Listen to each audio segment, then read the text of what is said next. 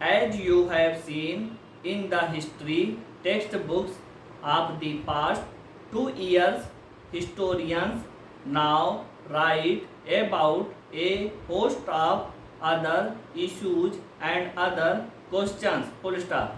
They look at how people earned their livelihood, what they produced, and at how cities developed and markets came up, how kingdoms were formed and new ideas spread, and how cultures and society changed.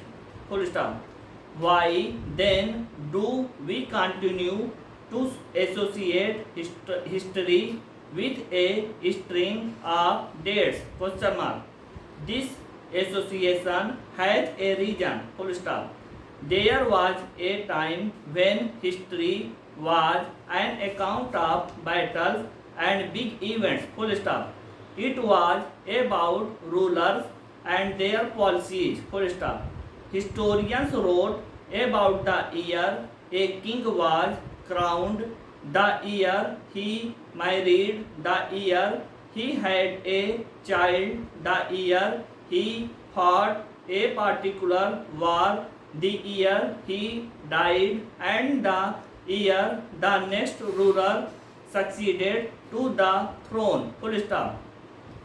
For events such as these, specific dates can be determined, and in histories such as these, debates about dates continue to be important. Full stop.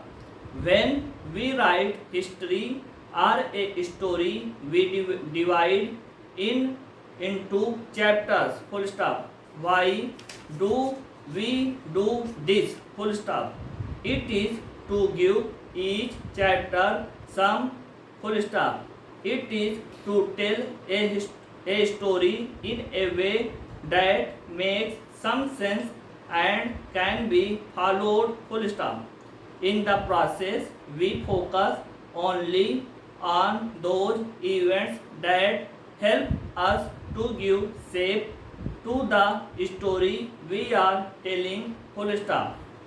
In the histories that revolve around the life of British governor generals, the activities of Indians simply do not fit. They have no space. Full stop.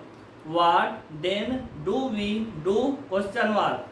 Clearly, we need another format for our history. Full stop.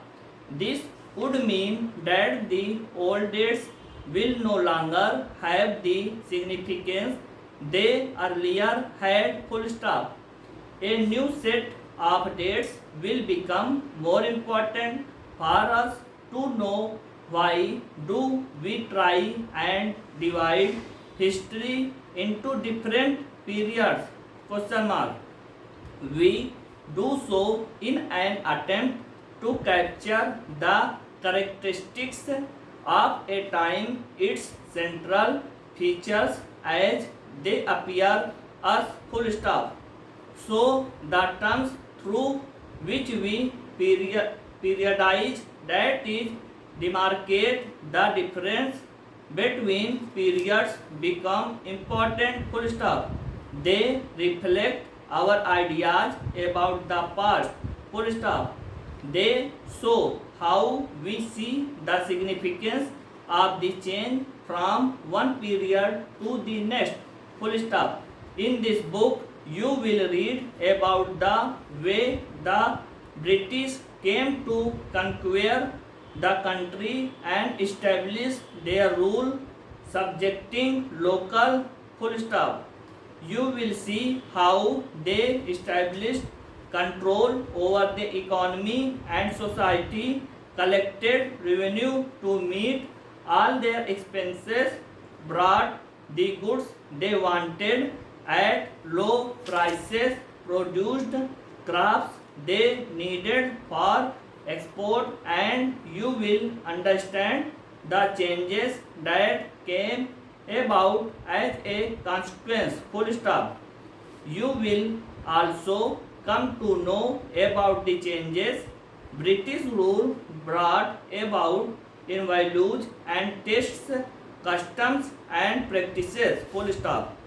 When the subjugation of one country by another leads to these kinds of political, economic, social and cultural changes, we refer to the process as colonization. Full stop. You will, however, find that all classes and groups did not experience these changes in the same way. Full stop. That is why the book is called Our Past in the plural. Over.